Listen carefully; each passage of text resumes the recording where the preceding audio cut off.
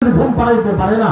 শান্তি দেওয়ার মালিক তো আল্লাহ। তুমি যদি চোর মুক্ত চাও, তুমি যদি সন্ত্রাস মুক্ত চাও, তুমি যদি চাঁদাবাজ মুক্ত চাও, তুমি যদি শান্তিতে ঘুমাইতে চাও, দরজা খুলে ঘুমাইতে চাও, হ্যাঁ এমন শাসন ব্যবস্থা কায়েম করো।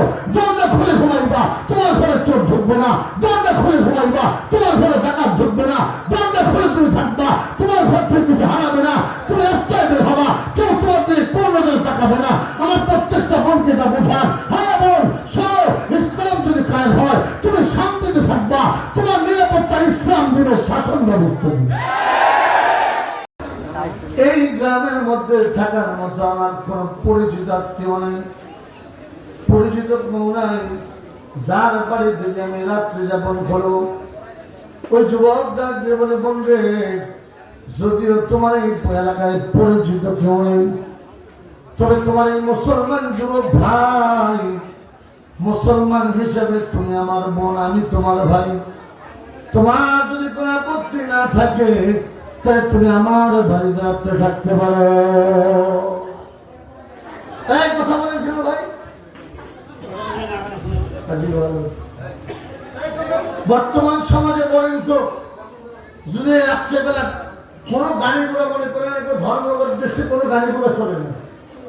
চিটাগাং রোড থেকে কোনো একজন নারী ঢাকায় রওনা করছে, কোনো যুবক বলতেও সাহস পাবে না, আর কোনো যুবতী যাইতেও সাহস পাবে না। কি বলেন, কথা ঠিক না?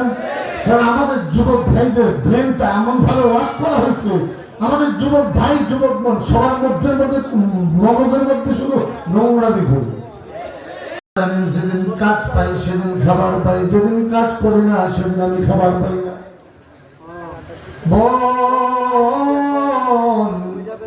তুমি ঘরের মধ্যে যাও, নামাজ পড়ে, আমি মসজিদ থেকে জামাতে নামাজ পড়ে আসি। ওই যুবক মসজিদে জামাতে নামাজ পড়ে ঘরের মধ্যে আসলেন, মেয়ে টামটা করতেছে, না জানে যুবক কোন ভুল কাজ করে বসে কিনা।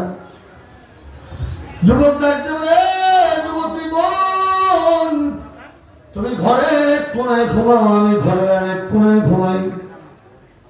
যুবতী মহিলা যতই নিশ্চিন্ত পাক না কেন, দিনে তো ভয় আছে, কথা বলে না। যুবতী মহিলা ঘুমায় বান করে যখন ঘুমাইলেন, যুবক ডান কাত হয়ে দোয়া পরে ঘুমাইতেছেন। হঠাৎ করে যুবতী মহিলা দেখলেন, ওই যুবক উঠলেন, ঘরের মধ্যে বাতি জ্বালাইলেন, এরপরে নিজের শাহাদাত আঙ্গুলটাকে বাতির মধ্যে পোড়া দেওয়া শুরু করলেন। কতক্ষণ যখন শাহাদাত আঙ্গুল পোড়া দেওয়া হইল, যুবক তার হাতের দিকে তাকে বিড়বিড় করে যেন কি বললেন, পরে আবার শুয়ে বসছে। যুবতী দেখলো, আরে বাবা তো মারাত্মক। যুবক আগুনের মধ্যে হাত পোড়া দেয়, কেমন যেন। যুবক আবার একটু পরে ঘুমেতে উঠছে, আবার মাঝখানে আঙুলটাকে আগুনের মধ্যে পোড়া দিতেছে। এভাবে 5টা আঙ্গুল 5 বার উঠলো, 5 বার পোড়া দিল। এর মধ্যে ফজরের আযান হয়ে গেছে। যুবক দরজা খুলে মসজিদের দিকে রওনা হয়ে মসজিদে চলে গেছে।